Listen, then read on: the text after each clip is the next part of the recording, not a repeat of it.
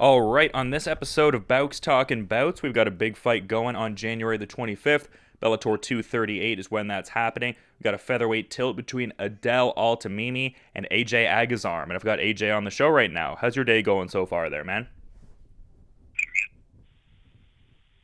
Hey, how's it going? It's going well for me. No, that's great, man. Yeah, I'm just wondering, with you had such a big year in 2019. I mean, you got three fights going and stuff like that. How do you characterize your 2019 run overall? Always improving. I think at the present moment I'm exactly where I should be, and I'm gearing up for a big 2020. Yeah, and to that point, do you have any express goals mapped out for 2020? Like even as far as like a strength of schedule, ideal amount of fights type of thing? Like do you have any goals mapped out for this year specifically?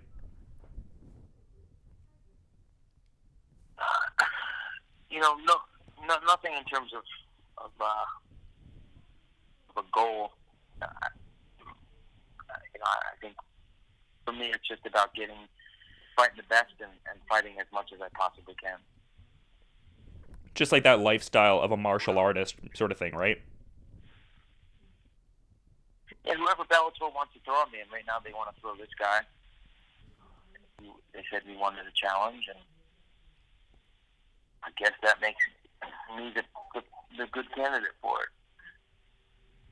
Yeah, for sure. And I'm wondering if you've gotten to check out much tape on your opponent. Like, is that something you generally do, or do you kind of allocate that to your trainers more so?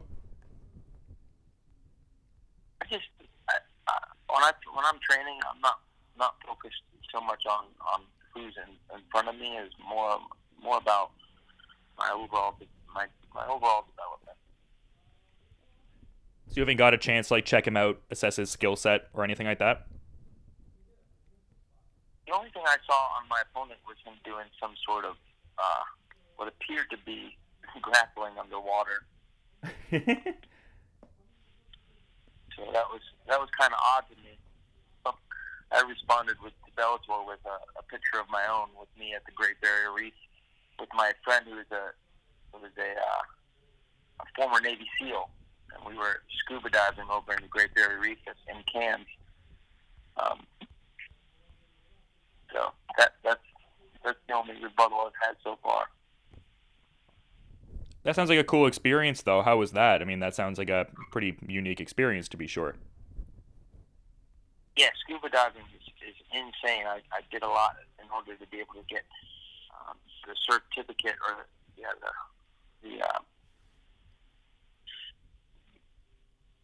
to be able to scuba dive and just in general, let alone in a different country at the Great Barrier Reef. You have to do a lot of just tests and training. I was fortunate to be able to do it with my friend who's a former U.S. Navy SEAL, Jeff Gum, and he's a badass, so that was fun. Yeah, absolutely. I mean, that seems like a great experience, but kind of talking about, some fight centric kind of stuff here. I mean, I was noticing in the media scrum after your last Bellator fight, you were talking about how to be more mean and stuff like that. Like you spend years of like not hitting people, like obviously in jiu-jitsu that's not permitted, and then you have to like work on this idea of hitting people. Have you made strides in being more mean? Like what do you do to get that going? Yeah, this is just kind of in the heat of the moment when I said that, and I look back on it, and I'm like, what was I saying?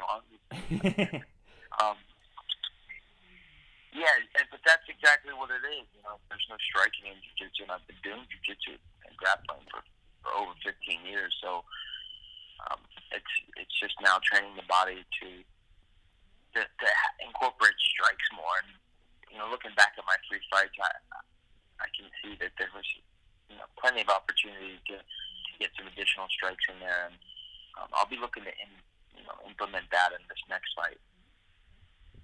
Yeah, I just find it to be interesting because I've seen other interviews with some fighters, like Dan Severn comes to mind, where he came from a discipline that was similar, and as far as the striking wasn't there, so he had to kind of adjust in that regard. So that's interesting. But as far as people you're preparing with and training with, I'm kind of wondering if it's sort of like the usual suspects, like Gil Melendez, Nate Diaz, Jake Shields. Like other than that, who else are you getting in the regular work with ahead of this fight?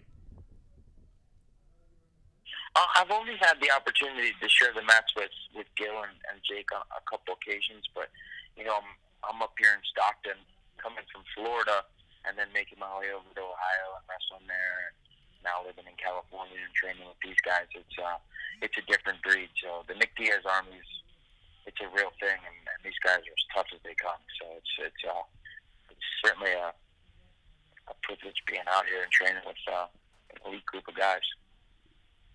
Yeah, so you've been like cross training a little bit then, like with the scrap pack guys, and kind of going to Florida, like you said then, right? So what's the utility of training at some different facilities, getting those different looks?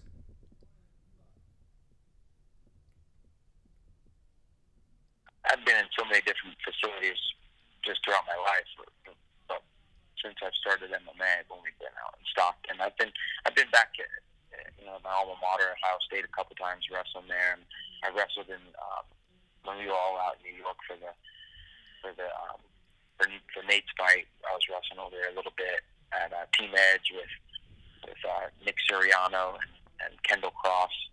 You know Kendall Cross, Not as familiar, no. former U.S. wrestling Olympic champion, 1996. So some amazing company because I mean you initially had come from that wrestling lineage, so I assume you really appreciate getting to work with people like that. Yeah, the wrestling is a great base, but it's not the only thing that you can count on in a fight. And even just like with jiu-jitsu, for me, it's about being all-encompassing and being as well-rounded and complete as I possibly can. Yeah, for sure. In this fight, I look to employ a few new tactics and some old strategies and concepts that I've adapted along the years, but I just continue to listen to the advisors around me and my mentors, like you said, and just I'm in good company.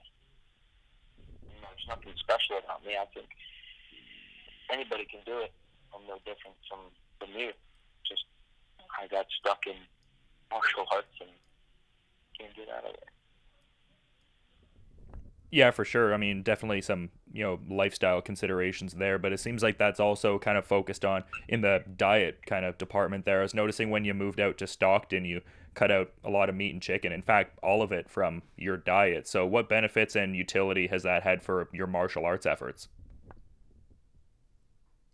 As far as my eating goes, Yeah, just in general, like what utility has it had for just your general efforts overall? Like I would imagine it'd give you maybe more energy for training and stuff like that, and just like you can sustain the energy more. I mean, maybe that's not the case I'm though. not trying to understand your question. I'm just wondering what utility like your diet switch that you went on has in your training and how you approach it. Like, has it changed your energy levels, anything of the sort, or not so much? I just the only change in my eating habits has been cutting out meat. No red meat, no chicken, no dairy, and energy-wise, it changes, but I just feel more. I have more flexibility. My energy is more sustainable. I can last longer in the training rounds. But I just realized in this last year that I've not had any meat or dairy, that I don't really need it. If that makes any sense. I've gone a whole year without it, and my level of exertion every day is not standard. To a standard person, these big workouts every day, one rest day a week, and that's with no meat and no dairy. I think that's pretty fascinating considering my whole entire life I did have meat, but in this year I've noticed that I feel much better without it. So there's no need for me to incorporate it in my eating habits anymore. Yeah, for sure. I've heard. There's a lot of contaminated meat out there in the first place, and you don't really start seeing these things until you're looking at labels all the time and you're wondering where things come from and this, that, and the other, because it's all fuel for my body. It's fuel for my workouts, and it's kind of like time value of money. There's time value of food too. Food in your body over time has its effects on you. So I just try to keep all organic, non-GMO.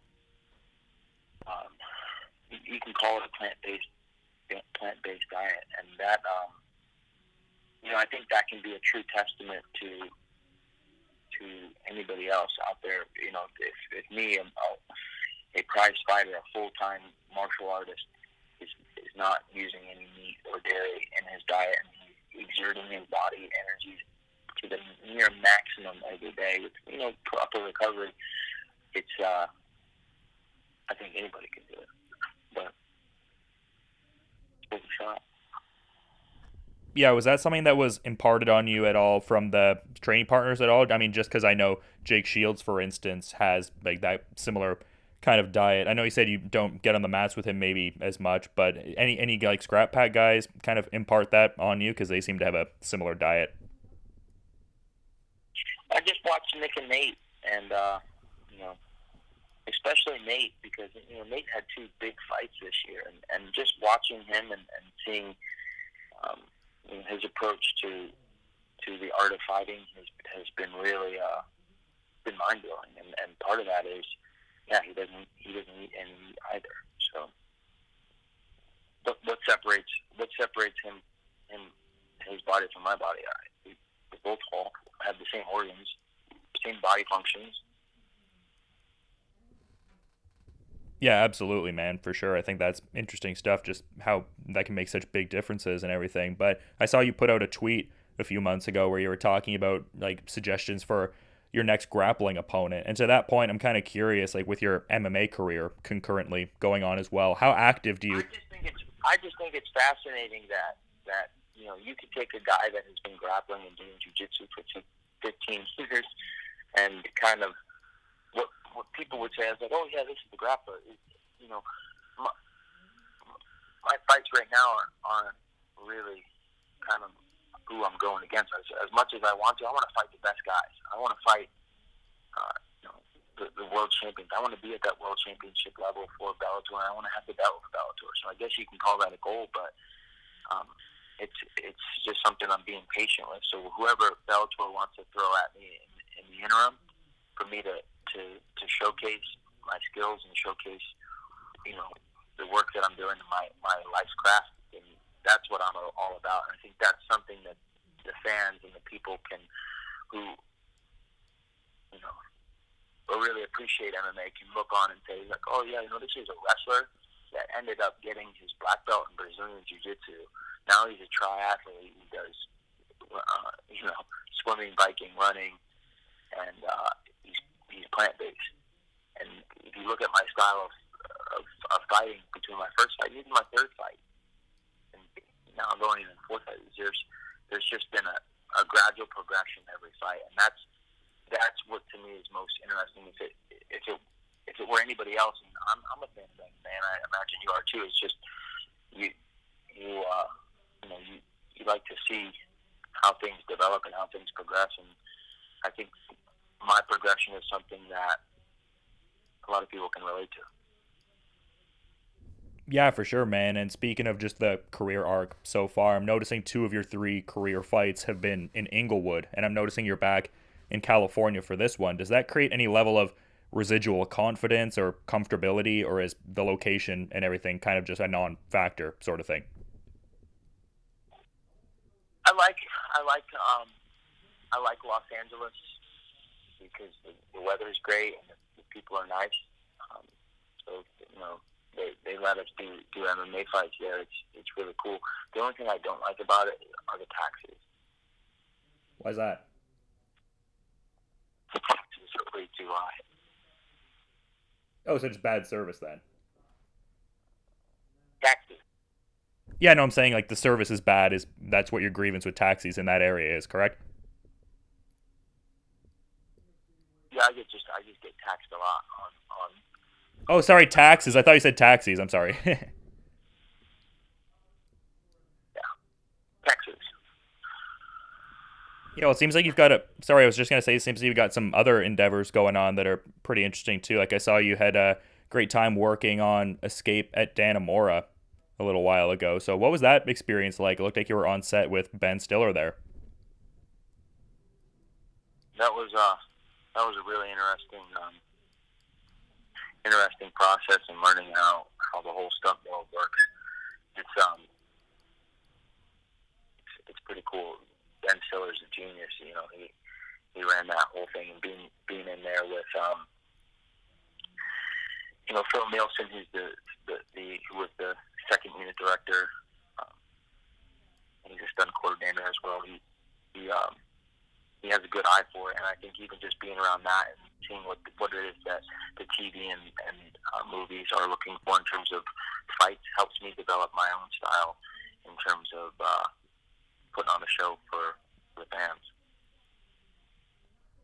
Oh, that's interesting. Benicio del Toro is that he doesn't know much about fighting like you do, but they know what looks good on camera. That's curious. I never would have thought that. That totally makes sense now that you say it, but I never framed it in those kind of terms. So just like the on-screen fighting that was seen as enticing by those people, that's kind of informed the style you would bring to the Bellator cage. Not necessarily from them, but yeah, my my my life's work is just for anybody who doesn't understand fighting, doesn't understand jiu-jitsu, wrestling, whatever the combat sport is to look on and to just to be able to relate, and that's my focus. No, that's cool, man. But it seems like there's people from all walks of life that understand and appreciate jujitsu. Like I saw a while ago, you were training with Mario Lopez, but also you were training with Kyle O'Reilly, who's a pretty known guy in WWE's developmental brand on their NXT circuit. There, have you ever thought about doing a little pro wrestling crossover, or does that not really hold any interest for you down the line? I'm not opposed. I think right now my focus is just you know being a world champion in another sport for Bellator, and I'm focused on fighting the best guys and getting the toughest opponents and putting on a show for everyone. Bellator's doing a great job. They have a lot of exciting and wonderful matchups that they put together, and I think they're doing a great job of putting the interest there in Los Angeles. It's got the perfect recipe for being the new fight hub of the world. Yeah, absolutely, man. And usually when I have fighters on the show, I tend to ask if there's like any music they like to train to, like if there's like particular genres they gravitate towards, or like maybe certain artists. From what I was seeing, it seems like you're a bit of a fan of Post Malone. So is it kind of like stuff in that sort of realm sonically, or like what would you generally be training to if you get a hold of the aux cord at the gym? Yeah, it varies. It varies depending on what workout I'm doing. I stick with artists that you know I can relate to. You take somebody like Wiz Khalifa, who is his his position as an artist was pretty much East Coast influenced initially, and then he kind of migrated over to the West Coast, and now you see that represented in his tone and his beat and the way he builds hooks. But it's the same thing with me. I'm an East Coast kid that's migrated over to the West Coast, and those are two different beats. So, I don't know if that makes any sense. No, I get what you're saying, man. That's interesting stuff. I appreciate the insights and whatnot, but you've been really good with your time. Is there anything you'd like to sort of add as a parting thought as we're wrapping up, though? January 25th, the Forum, Los Angeles, California. It's going down. One more stepping stone on my road to becoming a world champion. Yeah, it's going to be a great fight and one that I'm very much excited for as well. Bellator 238, a featherweight tilt between Adel Altamimi and AJ Agazarm. I really appreciate all the time and insights, man. Best of luck with the rest of the preparations and have a good rest of your night as well. Yeah.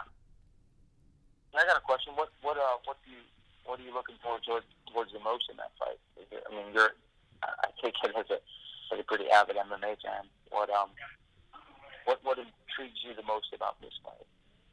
I think stylistically it's interesting in as far as that your opponent has a notable amount of experience and seems to have like a pretty strong finishing rate. And I think on paper and stylistically, I think there will be some fireworks and it'll be a pretty varied sort of effort. Yeah, you're right. Compared to my other opponents, he's got, how many fights does he have?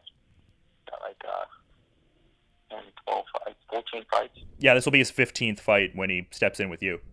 Yeah, this will be his 15th fight. This will be my 4th professional fight, and that's a considerable advantage, I think.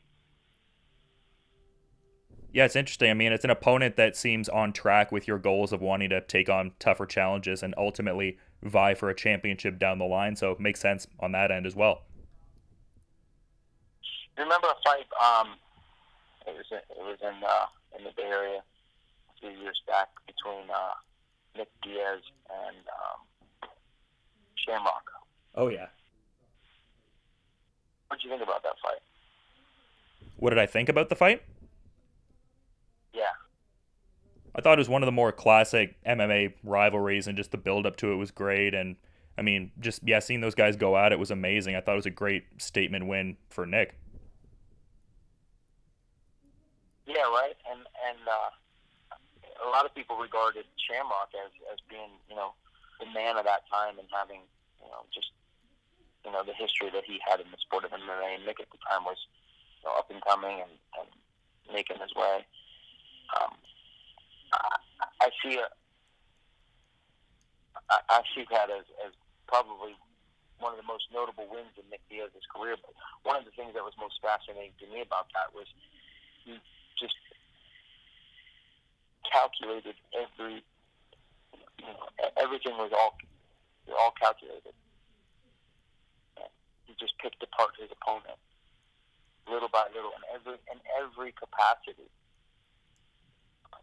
So that's, as I train with these guys on a regular basis, and I'm listening to them. That's what I look to do in my fights, is just completely break my opponent to the point where he looks and he says, I can't do anything.